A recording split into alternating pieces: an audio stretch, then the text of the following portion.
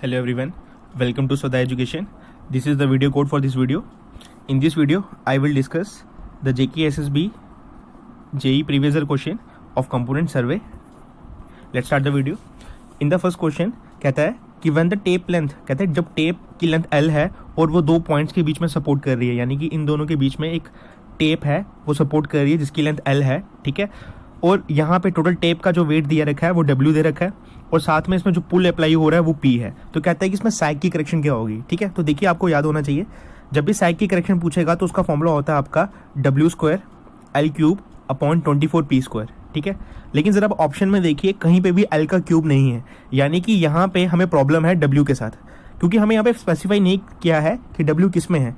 अब याद रखिएगा जब W किलो न्यूटन में होगा या कभी कभी W यहाँ पे किलो न्यूटन पर मीटर में होगा, ठीक है।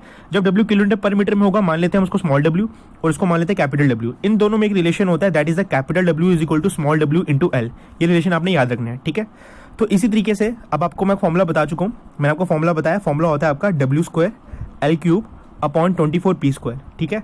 तो इसी तरीके से आपको पता है अगर मैं कैपिटल W का स्क्वायर निकालूंगा तो क्या बनेगा, स्मॉल W का स्क्वायर इंटू L²। तो जिसको हम कन्वर्ट करेंगे तो ये बन जाएगा हमारा capital W² L upon 24P², ठीक है। तो इसी के साथ हमारा ऑप्शन नंबर बन जाएगा B। तो B is the right answer, ठीक है। क्वेश्चन नंबर 2 में कहता है कि इसमें से कौन सी कंपास है जो क्वाड्रेलर बेरिंग के मेजर करती है, ठीक है। तो आप देख सकते हैं ये मैंने आपको डिफरेंस दे रखा है, तो डिफरेंस में दे सकते हैं कि होल सर्कल बेरिंग में हमारी होती है प्रिज्मेटिक कंपास और क्वाड्रेलर बेरिंग में होती है हमारी सर्वेयर कंपास। तो उसका आंसर है surveyor compass. Question number third में कहता है कौन सी चेन है जिसकी लेंथ टोटल 66 फीट है और वो 100 लिंक्स का कंटेन करती है। तो ये different types of chains use की जाती है हमारी, तो उसका आंसर है राइट गंटर चेन, ठीक है। तो उसका आंसर है आपका गंटर चेन। कहता है the staff in is held in which of the following position tacheometric tangential tacheometric. देखिए टेकोमेट्रिक सर्वे हम तब करते हैं जब हम लोग चेन सर्वे नहीं कर सकते, ठीक है। जनरली हम लोग जब हिली एरियाज में काम कर रहे होते हैं तभी हम टेकोमेट्रिक सर्वे करते हैं, ठीक है। इसमें हम एक स्पेशल टाइप का थ्योरेट बनाते हैं जिसको हम टेकोमीटर कहते हैं, ठीक है। इसमें हम क्या करते हैं हॉरिजॉन्टल और वर्टिकल एंगल्स यूज करते हैं by means of A tachometer, ठीक है। और इस केस में हम लोग स्टाफ के ऊपर रीडिंग लेते हैं और स्टाफ पे जब भी रीडिंग ली जाती है तो याद रखना स्टाफ हमेशा वर्टिकल कंसिडर की जाती है। तो यहाँ पे यही पूछ रहा है कि स्टाफ की पोजीशन कैसी रखी जाती है, तो उसका आंसर है आपका डी वर्टिकल।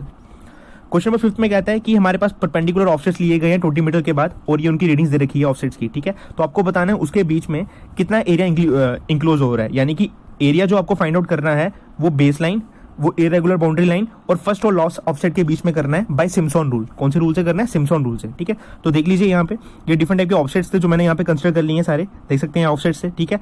इस डिफरेंट टाइप्स ऑफ ऑफसेट है, टोटल 9 ऑफसेट्स हैं और आपको पता होना चाहिए सिम्पसन रूल हमेशा ऑड नंबर ऑफ रीडिंग्स के लिए इस्तेमाल किया जाता है। इवन नंबर ऑफ रीडिंग्स के लिए हमें पहले क्या करना पड़ता है, ऑड नंबर की रीडिंग्स के लिए अलग से निकालना पड़ता है और लास्ट ऑफसेट को सेपरेटली सॉल्व करना पड़ता है। तो लेकिन इसमें हमारे पास क्या है, नंबर ऑफ रीडिंग्स ऑड है, तो ऑड रीडिंग्स है तो इसलिए हमें एरिया का फॉर्मुला लगाना पड़ेगा ये D/3 start plus and plus 4 times of even offsets plus 2 times of odd offsets. तो पहला हमने मान लिया O1, लास्ट हमने मान लिया O9 या जिसको हमने ON भी बोल दिया, ठीक है। और बीच वाले ऑफसेट्स हमारे O2 O4 O6 ये इवन हो जाएंगे, O3 O5 O7 हमारे ऑड हो जाएंगे। तो इन सबकी वैल्यूज को हम पुट करेंगे तो फाइनली हमारा आंसर आ जाएगा, ठीक है। तो उसका राइट आंसर आएगा ऑप्शन बी, ठीक है। तो दे सकते हैं आप उसका सॉल्यूशन, ठीक है। तो ये डिफरेंट ऑफसेट्स दे रखे थे हमें, तो ये ऑफसेट्स मैंने बना लिए। हमें बेस लाइन, ये आपकी बेस लाइन है, ये इरेगुलर बाउंड्री है, ये पहला ऑफसेट है और ये लास्ट ऑफसेट, इसके बीच का टोटल एरिया कितना इंक्लोज हो रहा है उसके बारे में पूछ रहा था, ठीक है। नेक्स्ट क्वेश्चन में कहता है कि 30 मीटर चेन की बात करेंगे टेस्टिंग के लिए, तो इसमें ओवरऑल लेंथ चेन की कहां तक परमिसिबल लिमिट तक एलो कर सकते हैं, तो उसका आंसर होना चाहिए ±8 mm तक हम एलो कर सकते हैं। क्वेश्चन नंबर 7 में कहता है कि कभी भी अगर आप फाइनल लोकेशन सर्वे कर रहे हो तो उसमें सेंटर लाइन मार्क की जाती है पैक्स के साथ कितने डिस्टेंस के बाद। तो देखिए याद रखिएगा जब भी फाइनल लोकेशन सर्वे करते हो तो उसमें जो भी पैक्स मार्क किए जाते हैं वो 20 मीटर के बाद मार्क किए जाते हैं, ठीक है। तो इसी तरीके से हर 100 मीटर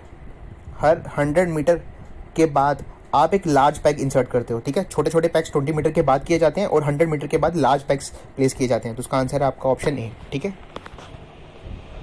क्वेश्चन नंबर 8 में कहता है कि अगर आप 30 मीटर की एक आर्क बनाओगे, ठीक है, तो उसमें एक रेडियस फॉर्म होगा, ठीक है। उस रेडियस और डिग्री ऑफ कर्व के बीच में क्या रिलेशन होगा, तो उसका आंसर है आपका 1719 ठीक है। क्वेश्चन नंबर 9 में कहता है देखिए मैग्नेटिक मेरिडियन हर जगह वेरी करता रहता है, मतलब उसकी वेरिएशन रहती है। तो आपको बोलते हैं कि जब मैग्नेटिक मेरिडियन पेंडुलम की तरह स्विंग करेगा तो उस वेरिएशन को क्या बोलेंगे, उस वेरिएशन को सेकुलर वेरिएशन बोलते हैं, ठीक है। क्वेश्चन नंबर 10 में कहता है अंडरग्राउंड मैप किस स्केल पे बनाया जाता है, अंडरग्राउंड मैप 1/100 के बनाया जाता है।